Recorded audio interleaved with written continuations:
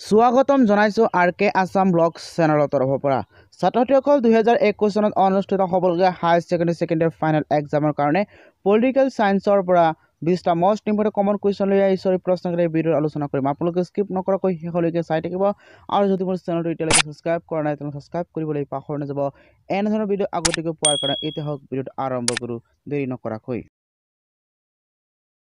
প্ৰথম প্ৰশ্নটি হল আমেৰিকা যুক্তৰাষ্ট্ৰই কিমান তাৰিখে জাপানৰ দুখন চহৰত আণৱিক বোমা নিক্ষেপ কৰে উত্তৰটো হল 1945 চনৰ 6 আগষ্ট তাৰিখে দুই নম্বৰ প্ৰশ্নটি হল সোভিয়েট ৰাছিয়াই কিমান চনত প্ৰথম পাৰমাণৱিক বোমা পৰীক্ষণ কৰিছিল উত্তৰটো হল 1949 চনৰ আগষ্ট মাহত তিনি নম্বৰ প্ৰশ্নটি হল দ্বিতীয় বিশ্বযুদ্ধৰ পিছত আন্তঃৰাষ্ট্ৰীয় শান্তিভাৱে প্ৰতিষ্ঠা কৰা সংগঠনটোৰ নাম কি উত্তৰটো হল ৰাষ্ট্ৰসংঘ যেটো 1945 চনৰ 24 অক্টোবৰ তাৰিখে প্ৰতিষ্ঠা কৰা হয় 4 নম্বৰ প্ৰশ্নটি হল নাটোৰ সম্পূৰ্ণ ৰূপৰেখা উত্তৰটো হল নাটোৰ সম্পূৰ্ণ ৰূপটো হল নৰ্থ আটলান্টিক ট্ৰিটি অৰ্গেনাইজেশ্যন 5 নম্বৰ প্ৰশ্নটি হল নাটো কিমান চনত প্ৰতিষ্ঠা কৰা হৈছিল উত্তৰটো হল নাটো 1949 চনৰ 4 এপ্ৰিল তাৰিখে প্ৰতিষ্ঠা কৰা হয় 6 নম্বৰ প্ৰশ্নটি হল নাটোৰ মুখ্য কাৰ্যালয় ক'ত উপস্থিত উত্তৰটো হল নাটোৰ মুখ্য কাৰ্যালয় বেলজিয়ামৰ ব্ৰাছেলছত অৱস্থিত 7 নম্বৰ প্ৰশ্নটি হল সোভিয়েট ৰাছিয়াই গঠন কৰা সামৰিক মিত্ৰজোঁটৰ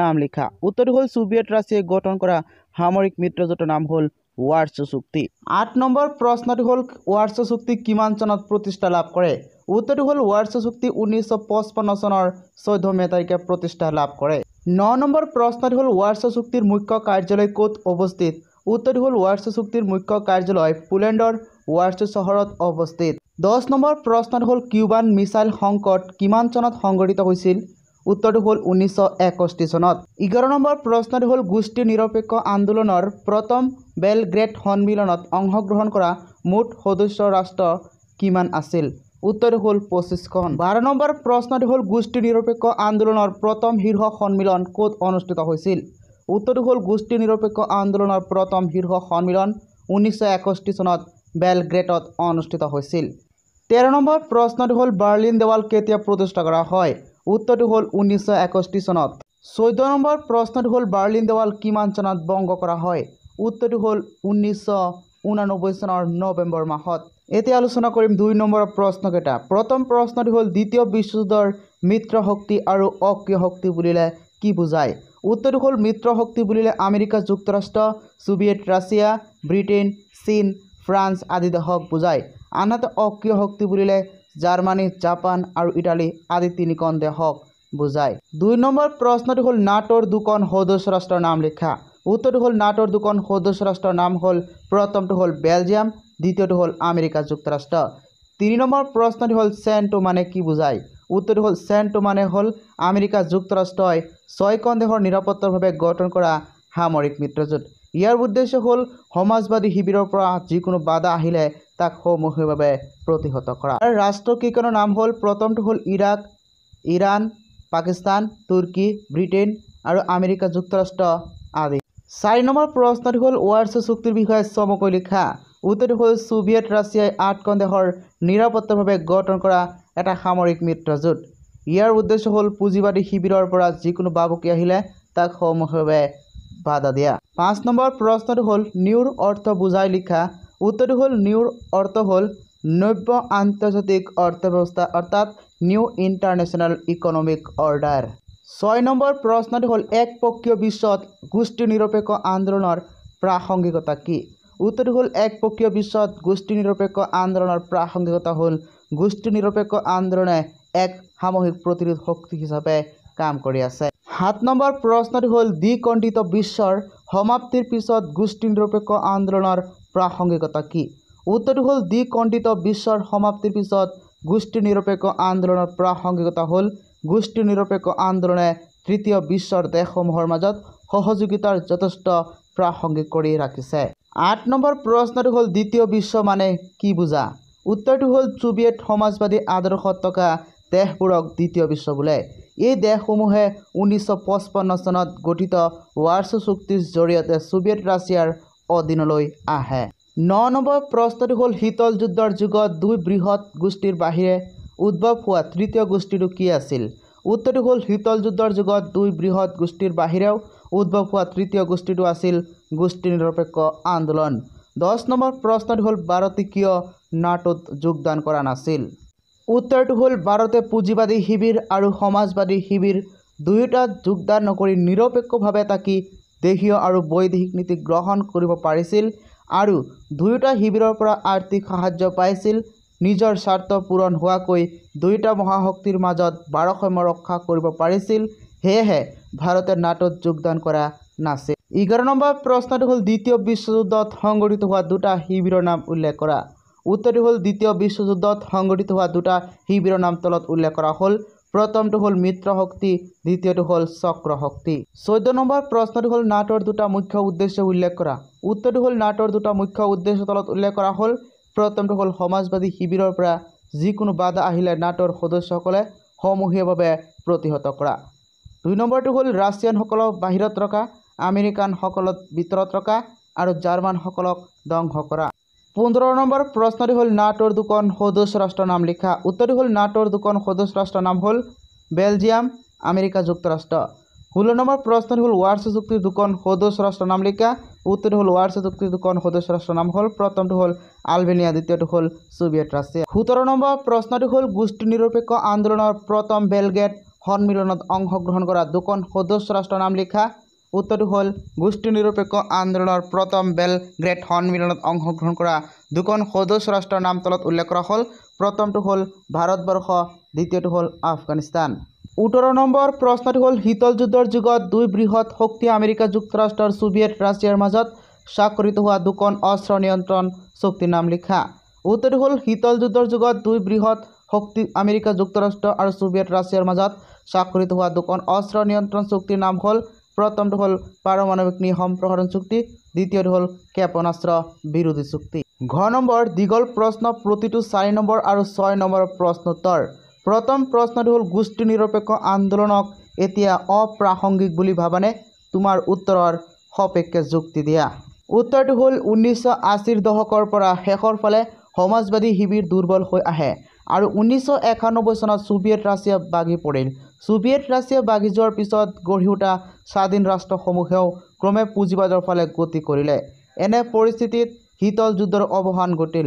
শীতল যুদ্ধৰ অৱসানৰ পিছত গোষ্ঠী নিৰপেক্ষ আন্দোলনৰ প্ৰাসংগিক আছেনে এই প্ৰশ্ন কেন্দ্ৰ কৰি বিগত সময়ত আন্তৰ্জাতিক ৰাজনীতিত যথেষ্ট বিতৰ্ক হৈছে।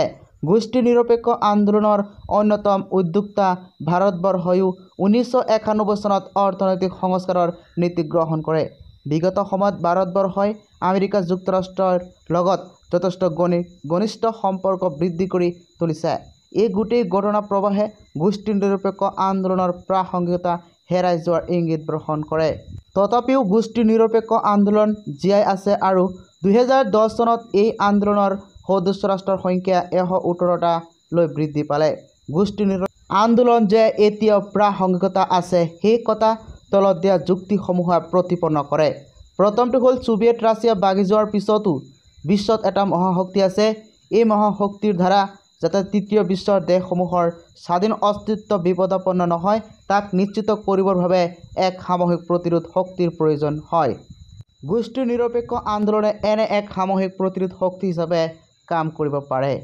দ্বিতীয়টো হ'ল শীতল যুদ্ধৰ উত্তৰকালত গঢ়ি উঠা আন্তৰ্জাতিক ব্যৱস্থা গণতান্ত্ৰিক নীতিৰ ওপৰত প্ৰতিষ্ঠিত নহয়। এনে অগণতান্ত্ৰিকতাৰ বিৰুদ্ধে যুদ্ধ কৰিবলৈকো তৃতীয় বিশ্বৰ দেশসমূহক এক সামূহিক মঞ্চ লাগে। তৃতীয়টো হ'ল শীতল যুদ্ধৰ সমাপ্তিয়ে তৃতীয় বিশ্বৰ দেশসমূহৰ দীৰ্ঘদিনীয়া সমস্যাসমূহ সমাধান কৰি দিয়া নাই। এনে সমস্যা সমাধানৰ বাবে তৃতীয় বিশ্বৰ দেশসমূহৰ মাজত সহযোগিতাৰ যথেষ্ট প্ৰাসংগিকতা আছে। এনে প্ৰাসংগিকতাই গোষ্ঠী নিৰপেক্ষ আন্দোলনে প্ৰাসংগিক কৰি ৰাখিছে। 2 নম্বৰ প্ৰশ্নটো হ'ল গোষ্ঠী নিৰপেক্ষ আন্দোলনৰ 4গৰাকী মুখ্য খনিকৰৰ নাম উল্লেখ কৰা। উত্তৰটো হ'ল গোষ্ঠী নিৰপেক্ষ আন্দোলনৰ 4গৰাকী মুখ্য খনিকৰৰ নাম তলত উল্লেখ কৰা হ'ল।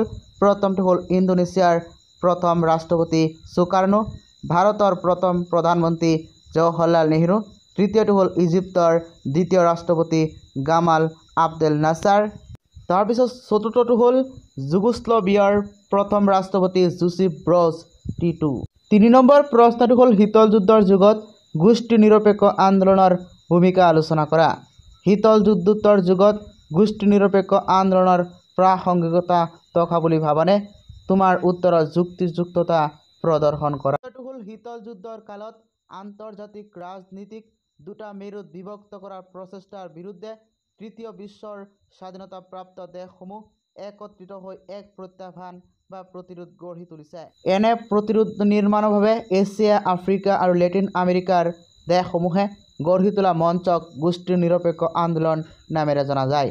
এই আন্দোলনৰ লক্ষ্য হ'ল দুই মহাশক্তিৰ দ্বাৰা গঢ়ি তোলা সামৰিক মিত্ৰজোঁটৰ পৰা আঁতৰত থাকি দেশীয় বা বৈদেশিক ক্ষেত্ৰত স্বতন্ত্ৰ নীতি অনুসৰণ কৰা। গোষ্ঠী নিৰপেক্ষ আন্দোলনৰ প্ৰথম শীৰ্ষ সন্মিলন 1961 চনত বেলগ্ৰেডত অনুষ্ঠিত হৈছিল। তেতিয়া সেই সন্মিলনত মুঠ 25খন সদস্য ৰাষ্ট্ৰই অংশগ্ৰহণ কৰিছিল। সেই আন্দোলনৰ মুখ্য কণিকৰ 4জন। তেখেতসকলৰ নাম হ'ল ইণ্ডোনেছিয়াৰ প্ৰথম ৰাষ্ট্ৰপতি সুকাৰ্ণো, ভাৰতৰ প্ৰথম প্ৰধানমন্ত্ৰী জৱাহৰলাল নেহৰু, ইজিপ্তৰ দ্বিতীয় ৰাষ্ট্ৰপতি গামাল আব্দেল নাছাৰ, যুগোস্লাভিয়াৰ প্ৰথম ৰাষ্ট্ৰপতি জোচেফ ব্ৰজ টিটো। 1961 চনত গোষ্ঠী নিৰপেক্ষ আন্দোলনে পূৰ্ণ ৰূপ লোৱাৰ পূৰ্বে 1956 চনত ইণ্ডোনেছিয়াত অনুষ্ঠিত হোৱা বাণ্ডুং সন্মিলনে এই ক্ষেত্ৰত এক গুৰুত্বপূৰ্ণ ভূমিকা পালন কৰিছিল। গোষ্ঠী নিৰপেক্ষতা ধাৰণাটো প্ৰথমে ব্যৱহাৰ কৰিছিল ভাৰতবৰ্ষৰ প্ৰথম প্ৰধানমন্ত্ৰী জৱাহৰলাল নেহৰুৱে।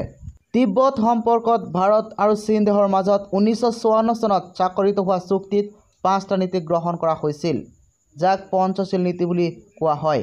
এই নীতিয়ে গোষ্ঠী নিৰপেক্ষ আন্দোলনৰ আধাৰ হৈ উঠে। এই নীতিকেইটা হ'ল: খ নম্বৰ, প্ৰত্যেক দেশৰ ভৌগোলিক অখণ্ডতা ৰক্ষা কৰা আৰু সাৰ্বভৌমত্বৰ প্ৰতি পাৰস্পৰিক শ্ৰদ্ধা প্ৰদৰ্শন কৰা। খ নম্বৰ, আন দেশক আক্ৰমণৰ পৰা বিৰত থকা। ঘ নম্বৰ, আন ৰাষ্ট্ৰৰ আভ্যন্তৰীণ বিষয়ত হস্তক্ষেপ কৰাৰ পৰা বিৰত থকা। ঘ নম্বৰ, সকলো দেশকে সমভাৱে বিবেচনা কৰা আৰু পাৰস্পৰিক সাহায্য দিয়া। তাৰ পিছৰটো হ'ল শান্তিপূৰ্ণ সহ অৱস্থানৰ প্ৰতি সমৰ্থন জনোৱা। ছাত্ৰ-ছাত্ৰীসকল, বাকী প্ৰশ্নটো হ'ল বাকীখিনি প্ৰশ্নোত্তৰ ওপৰৰ 1 নম্বৰ প্ৰশ্নোত্তৰখিনি লিখিলে